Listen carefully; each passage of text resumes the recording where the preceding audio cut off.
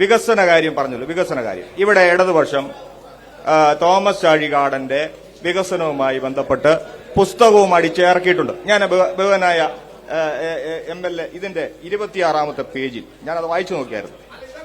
അല്ല, ഞാൻ പറഞ്ഞ ഒരു കാര്യം താങ്കൾക്ക് അവസരമുണ്ട് പ്ലീസ്. ഇതിന്റെ ഇവിടുത്തെ കേരള കോൺഗ്രസ്സുകാരത് വായിക്കണം. അത് 26ാമത്തെ പേജിൽ രണ്ടാമതായി ഒരു കാര്യം പറഞ്ഞിട്ടുണ്ട്. കുറവലങ്ങാട് സയൻസ് സിറ്റി നിർമ്മാണത്തിലിരിക്കുന്ന കുറവലങ്ങാട് സയൻസ് സിറ്റി പൂർത്തീകരിച്ച് നാടിന് സമർപ്പിക്കുന്നതിനുള്ള നടപടി സ്വീകരിച്ചു. ഇതിനായ ഇടപെടലുകൾ നടത്തി. കുറവലങ്ങാട് സയൻസ് സിറ്റി ജനത്തിന് തുറന്നു കൊടുത്തു. കാട് പിടിച്ച് കടക്കിയല്ലേ. ബഹുമാന ചാഴികാടനോട് ഞാൻ ചോദിക്കുന്നു, ഒരു കേന്ദ്ര പദ്ധതി ഉണ്ടോ ഇവിടെ? ഒരു കേന്ദ്ര പദ്ധതി പോലും കൊടുക്കാതെ അസത്യമല്ലേ ഈ പുസ്തകത്തിൽ അടിച്ചു വെച്ചിരിക്കുന്നത്? കോടങ്ങത്തെ സയൻസ് സിറ്റി തുറന്നു കൊടുത്തോ?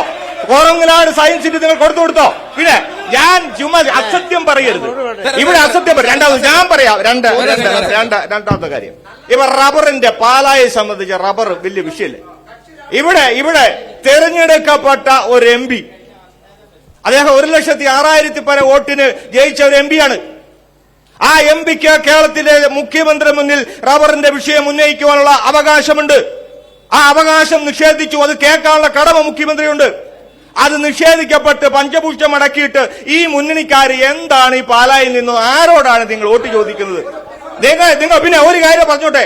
ഇവിടെ ബഹുമാനായ സ്റ്റീവൻ ജോർജ് പല ചർച്ചയും പറഞ്ഞു 10 രൂപ കൂട്ടിയില്ലേ, 10 രൂപ റബ്ബറിന് ഞങ്ങൾ കൂട്ടി. നിങ്ങൾ ഓർക്കണം, കഴിഞ്ഞ ഇടതുപക്ഷ ജനാധിപത്യ മുന്നണി പ്രകടന പത്രികയിൽ റബ്ബറിന് 250 രൂപ തറവില കൊടുക്കുമെന്ന് പറഞ്ഞുകൊണ്ടാണ് പ്രസിഡന്റ് നടത്തി വോട്ട് നേടിയത്.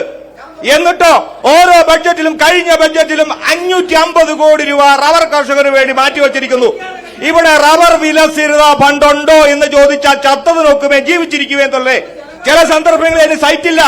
യശസ്വരനായ KM മാണി സാറിനെ പോലും അപമാനിച്ചിട്ട് ഒരക്ഷരം പോലും മിണ്ടാതെ ഇടതുപക്ഷ ജനാധിപത്യ മുന്നണിയിൽ ഒരു ശബ്ദമില്ലാതെ നിങ്ങൾ എന്തിനാണ് ഈ രാഷ്ട്രീയ പ്രവർത്തനം നടത്തുന്നത്? ഒറ്റക്കാരുടെ ഞാൻ പറയാം, ഒറ്റക്കാരുടെ പറഞ്ഞ് അവസാനിപ്പിക്കാം. ഇന്ന് പത്രത്തിലൊരു വാർത്തയുണ്ട്. ഇവിടെ ഇടതുപക്ഷത്തിന്റെ ബൂത്ത് സെക്രട്ടറിമാർ തെരഞ്ഞെടുപ്പ് കഴിയുന്നതും വരെ പുറത്തു പോകരുത് നിർദ്ദേശമുണ്ട്. ഇന്ന് ലക്ഷദ്വീപിൽ ഏറ്റുമാനൂരിലെ ബൂത്ത് സെക്രട്ടറിയും മന്ത്രിയുടെ പ്രൈവറ്റ് സെക്രട്ടറിയും ഒക്കെ ആഘോഷം നടക്കുമ്പോൾ എന്റെ കേരള കോൺഗ്രസുകാരെ ആത്മാഭിമാനമുണ്ടെങ്കിൽ രാജിവെച്ച് UDF-ലോട്ട് വാ. ഇതാണ് ഞങ്ങൾക്ക് നിങ്ങൾ പറയാനുള്ളത്. അല്ല, ചുമ്മാതെ ഇതിന്റെ പുറകെ എന്തിനാണ് നടക്കുന്നത്? മറുപടി രണ്ട് കാര്യം മറുപടി പറയട്ടെ. എനിക്ക് പ്ലീസ് ഈ രാജിവെച്ച് ഞങ്ങള് അങ്ങോട്ട് വരാൻ അവിടെ ആത്മാഭിമാനമുള്ള ആരാ ഉള്ളത്? അതൊന്നും മനസ്സിലായി. നല്ല കാര്യമുണ്ടോ? ഒന്ന്. രണ്ടാമത്തെ കാര്യം, ഇദ്ദേഹം പറഞ്ഞല്ലോ ഇത് 26ാമത്തെ പേജിൽ എന്തോ കുഴപ്പം കാണിച്ചെന്ന്. എന്ത് കുഴപ്പമുള്ളത്?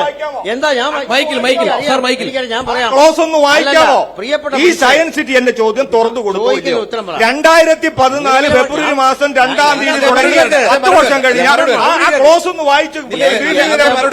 മറുപടി കേൾക്കേണ്ട സഹോദര, നിങ്ങൾ മറുപടി പറയട്ടെ.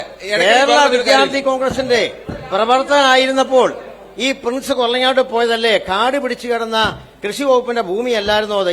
ഈയിടെ പോകാറുണ്ടോ? ഒന്ന് മനസ്സിലാക്കണം. സൗത്ത് ഇന്ത്യയിലെ ഇരിക്കേണ്ട സഹോദര, സൗത്ത് ഇന്ത്യയിലെ ഏറ്റവും ആദ്യത്തെ സയൻസ് സിറ്റിയാണ്. സൗത്ത് ഇന്ത്യയിൽ ഒരെണ്ണേ ഉള്ളത്. ജോസ് കെ മാണി അനുവദിച്ചതാണ്. ഒന്ന് പറയിപ്പിക്കുന്നത് ഞാൻ എന്നെ കംപ്ലീറ്റ് ചെയ്യാൻ അനുവദിക്കില്ല. ഒന്ന്, കേന്ദ്ര ഗവൺമെന്റിന്റെ പണമെല്ലാം ചെലവഴിച്ചു കഴിഞ്ഞു. ഇനി വേണ്ടത് എന്താണ്? അവിടെ കുട്ടികളെ ഇതെല്ലാം കാണിക്കാൻ വേണ്ടി അതിനകത്തുള്ള റോഡുകൾ നന്നാക്കണം, ടിക്കറ്റ് കൗണ്ടർ വേണം, അങ്ങനെയുള്ള ചെറിയ കാര്യങ്ങളേ ഉള്ളൂ. അതിന് ഈ ഗവൺമെന്റ്